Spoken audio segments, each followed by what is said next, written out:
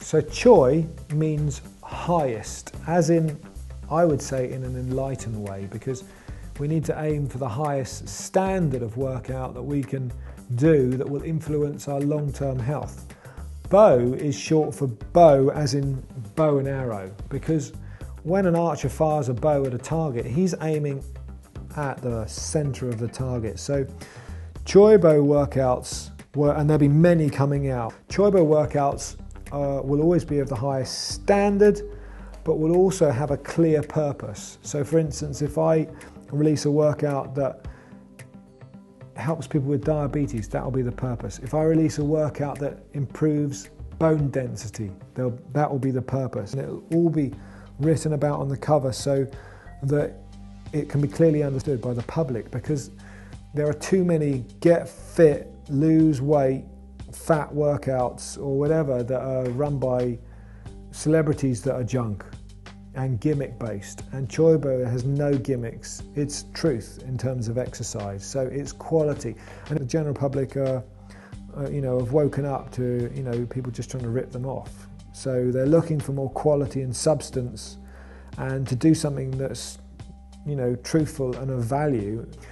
Choi means highest, and bow is short for bow, as in bow and arrow. So it'll always be of the highest standard, our workouts, and they'll all hit the mark too. So Anthony, tell us, in your eyes, is it essential to warm up? There was some research that came out a couple of years ago, I think it was published in a national newspaper, that said there's no value in warming up, written by a professor. That was awful, really, because it was very misleading to the general public, because warming up is essential. The research that's been done on people who have had heart attacks and exercise, it's all happened in the first, or 99% of it has happened in the first 5 minutes of exercise. So my belief, and the scientific research also suggests, that warming up is very, very important to encourage the body to gradually and progressively move into the workout. However, there are a lot of people that are talking about it doesn't decrease injuries, but this research is used in sports. So my philosophy with Choi bow is about wellness. So it's very different to a lot of the exercise programs that are moving around the world, or it's very different from sport. It's a form of exercise that's focus is, long-term health and wellness. Warming up for football or rugby, of course, it's, you're going to get injured because it's highly competitive. So any sport involves compulsive movement, which is not going to be, it's not going to be about your long-term health. On a football field, the players run left, right, and they have to make very quick changes. Obviously, rugby's even a bit more competitive. They, making contact with each other, in an aggressive manner. So Choi bow is not a martial art, and it's not competitive. So the focus of it is healthy movements. So what is unique about the dynamic stretching warm-up? There has been some negative research about warming up published that I've noticed in the last 2 years. I would say that's ridiculous research, really. It's very important to warm the mind and body up together so that you move into the workout and gradually look to increase your level of intensity.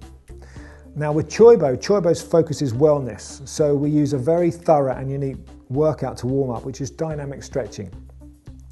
Now that moves the muscles through a very large range of motion, and also the joints too. So the two systems, the muscular system and the skeleton system, are working in unison, but each one of the movements in the dynamic stretch have been chosen to carefully warm up the whole body, but through all three planes of motion. Transverse, which is rotational, forwards and backwards, and also side to side too. The large muscular movements, it brings you really in touch with your body. So it's about encouraging the participant to become very present. And again, one thing I keep saying a lot is Choi bow is conscious exercise, so you don't get injured. It's about using quality exercises rather than gimmicks. Everything behind Choi bow that I put inside of it is for long-term health. There are no quick fixes. It's about, a professional workout for the general public at large to use as a means to achieve long-term health and wellness. The Choibo dynamic stretch is very much to, we've done the meditation to encourage people to, to become centered and on their breathing. Then we move into the dynamic stretch. The dynamic stretch is a wonderful means of getting someone very grounded and conscious and in their body. So they're very in their body. They can feel it before they do the workout, so they can feel their hip joints. They can feel how they move before they work out, rather than being disconnected or disassociated from their body, which is dangerous because that encourages injury. So Choibo is different. We use a dynamic stretch. It's very effective to warm up, but it's also brilliant at getting someone very grounded and present in their body before they choose to raise their level of intensity in the workout. So after the dynamic stretching, you move on to the spine and joint rotational exercises. Can you tell me what that is? I don't feel you need to be a genius to design an effective warm-up.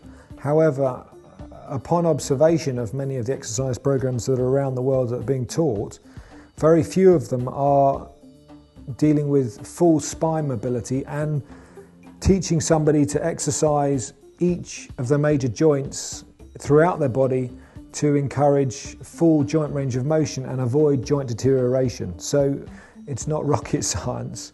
You should work out your wrist joints, you should work out your elbow joints, your hip joints, your ankle joints, your knee joints, using exercises that are carefully designed to stimulate, compression and decompression so that your joint is encouraged to keep its full mobility, and also it becomes well lubricated when you're using it. Often, joints and the spine are neglected. So in Choibo, I used a specific component in the first Choibo workout, and in every Choibo class I encourage my instructors to teach participants, firstly of course to have fun and enjoy themselves, but also to make sure that each of their major joints are really worked out thoroughly so that there's no deterioration outside of the class, and to encourage joint mobility and health and fun, and not experience any pain later on in their life. So it's about working out to prevent disease. So it sounds like those two components alone help realign people's posture. First of all, we obviously do the meditation, then we move on into the dynamic stretching, then we move on into the spine and joint rotational exercises. Those three units are already starting to stretch out the body. If you think about a cat when it wakes up in the morning, it goes through usually stretching movements, and I'm a real believer in the benefits of dynamic stretching and other forms of exercises for long-term health, but sticking with how you start off with dynamic stretching and then you work the joints. You're stretching out the muscles first.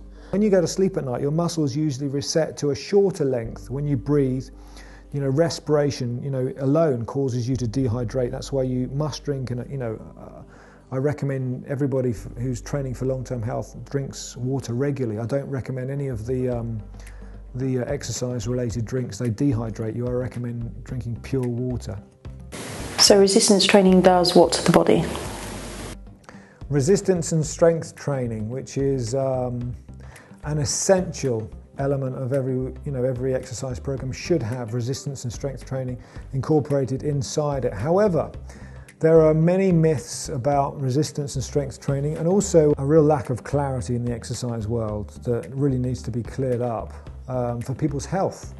So I did an awful lot of bodybuilding when I was younger, and an awful lot of weightlifting, but I really didn't know what I was doing. So I had to learn and make some mistakes along the way, and that seems to be the route of many people. So I've trained many athletes who are weaning off of hard training, and I've trained many people who are seriously into fitness, and I've geared them slowly more towards wellness,